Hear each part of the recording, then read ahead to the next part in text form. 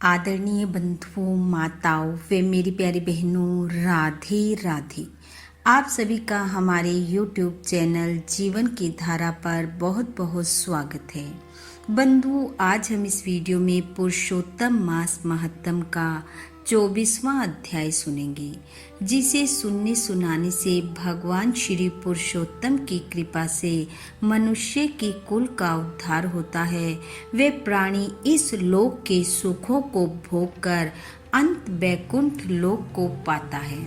कथा महत्तम सुनने के बाद यदि आप हमारे चैनल पर नए हैं तो कृपया हमारे चैनल को सब्सक्राइब करें, बेल आइकन को प्रेस करें ताकि हमारी वीडियो की नोटिफिकेशन सबसे पहले आप तक पहुंचे। वीडियो को शेयर व लाइक भी जरूर करें। बंधुओं, कल के अध्याय में हमने सुना कि मणिग्रीव ने ब्राह्मण उपदेव से अपने दुख और दरिद्रता की मुक्ति का उपाय पूछा। तब ब्राह्मण उपदेव ने उन्हें पुरुषोत्तम मास को धारण करने व उसमें दीप दान करने को कहा, जिसे करने से मणिग्रीव अपनी पत्नी सहित निर्मल हृदय धारण कर मृत्यु को प्राप्त हुआ और स्वर्ग पहुंचा। वहां के सुखों को भोग कर फिर से दोनों पति पत्नी ने धरती पर जन्म लिया और पुरुषोत्तम माह में दीप दान करने के प्रभाव से चित्रबाहु राजा के रूप में प्रसिद्ध हुआ। ये सारी कथा अगस्त ऋषि राजा चित्रबाहु को सुनाकर उन्हें आशीर्वाद देते हुए चल दिए। बंधुओं, यहाँ तक की कथा हमने कल के अध्याय में सुनी। आइए अब सुनते हैं आगे की कथा। राजा चित्रबाहु की कथा सुनकर राजा दृढ़धनवा ने ऋषि वाल्मीकि जी से पूछा, हे मुनि, श्री पुरुषोत्तम मास में व्रत उपवास रखने वाले व्यक्तियों के व्रत की पूर्ति के निमित्त कृपया उद्यापन की भी विधि बतलाएं। वाल्मीकि जी बोले, हे राजन, पुरुषोत्तम मास की अष्टमी, नौमी अथवा चतुर्दशी तिथि को उद्यापन करना चाहिए।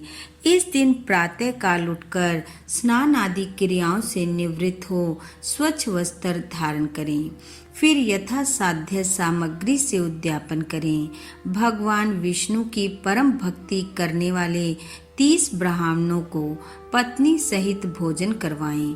यदि इतनी सामर्थ्य ना हो तो 7, 5 या फिर एक ब्राह्मण पति पत्नी को ही भोजन करवाएं तथा यथाशक्ति कार्य को श्रद्धा पूर्वक संपन्न करें।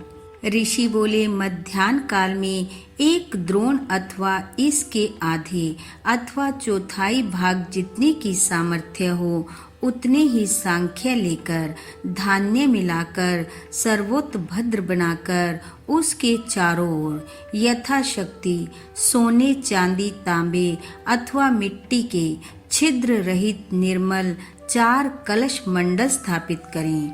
चारों दिशाओं में पुरुषोत्तम भगवान की प्रीति के निमित्त उन कलशों पर श्री फल रखें जो सुंदर वस्त्रों से लिपटे हुए हों और फिर उन पर पान रखें। वासुदेव, हलधर, प्रद्युम्न एवं अनिरुद्ध, इन चारों व्यूहों की 4 मूर्तियां उन कलशों पर प्रतिष्ठित करें।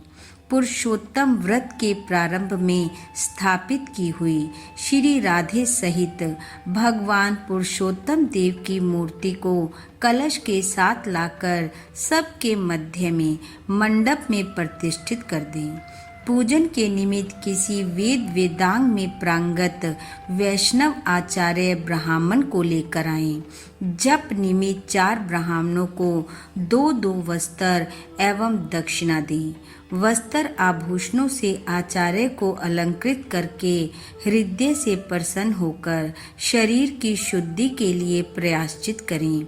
उसके बाद पत्नी सहित पहले कही हुई विधि से पूजा करें। चारों ब्राह्मण 4 व्यूहों का जप करने बैठ जाएं।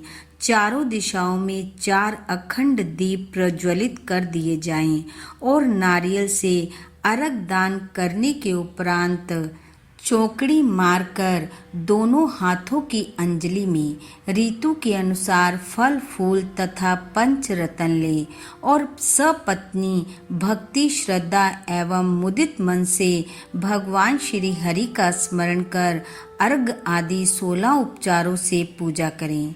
कौस्तुभ मणि से दीप्तमान वक्ष स्थल वाले श्री पुरुषोत्तम भगवान का ध्यान करके आरती कर साष्टांग प्रणाम करें। श्री वत्स से चिन्हित श्री हरि भगवान की वंदना दंडवत करके ब्रह्म रूप ब्राह्मणों को दक्षिणा के साथ पूर्ण पात्र देकर आचार्य को आनंद दक्षिणा दें। भक्ति पूर्वक स्त्री सहित आचार्य को वस्त्र आभूषण से प्रसन्न करके दक्षिणा सहित विदा करें। ऋषि बोले, हे राजन, आप जैसे राजा को दूध देने वाली गायें बछड़े सहित आभूषणों से सुसज्जित कर, जिसकी तांबे से मड़ी पीठ और सोने से मड़े सींग और चांदी से मड़े खुर हों, दान करनी चाहिए। घी और तिल के पात्रों का दान करें। महेश तथा गौरी की प्रसन्नता के निमित्त स्त्री पुरुषों को पहनने योग्य वस्त्रों का दान करना चाहिए। जूते का दान करें। यदि सामर्थ्य हो तो वैष्णव ब्राह्मण को श्रीमद् भागवत ग्रंथ की प्रति दान में देनी चाहिए। ऋषि बोले, श्रीमद् भागवत साक्षात भगवान का अद्भुत रूप है।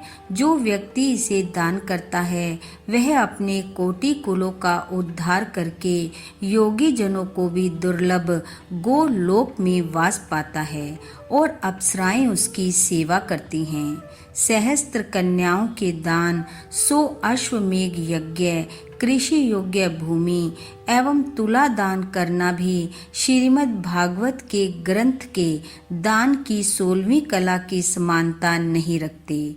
ऋषि बोले, जहाँ तक संभव हो सके स्वर्ण सिंहासन पर वस्त्र आभूषणों से सुसज्जित करके उनके हाथों में लड्डू देने चाहिए। उनकी पत्नियों को विधान पूर्वक वस्त्र आभूषणों से अलंकृत कर उन्हें बांस की टोकरी दें और द्वार तक उन्हें छोड़ कर आएं। इस प्रकार सभी कार्य कर भगवान पुरुषोत्तम से क्षमा मांगे। वे जनार्दन भगवान को नमस्कार कर विधि पूर्वक संपूर्ण कार्य समाप्त कर आनंदित होवें।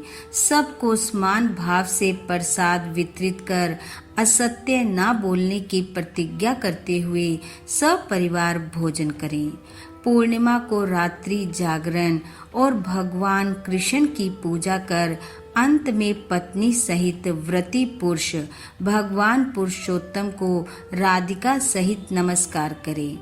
इस प्रकार उद्यापन कर पुरुषोत्तम महा का व्रत पूजन करने से दरिद्रता का नाश होता है। इस व्रत के करने वालों की सभी कामनाएं पूर्ण होती हैं और वे विमान में बैठकर वैकुंठ लोक को जाते हैं। इति वृत नारदीय पुरुषोत्तम मास महत्तम 24वां अध्याय समापत। बोलो विष्णु भगवान की जय। बोलो पुरुषोत्तम भगवान की जय। बंधु, भगवान श्री हरि की कृपा आप व आपके परिवार पर सदैव बनी रहे। आपका घर आंगन खुशियों से महकता रहे। इन्हीं शुभकामनाओं के साथ आप सबका बहुत बहुत धन्यवाद। राधे राधे।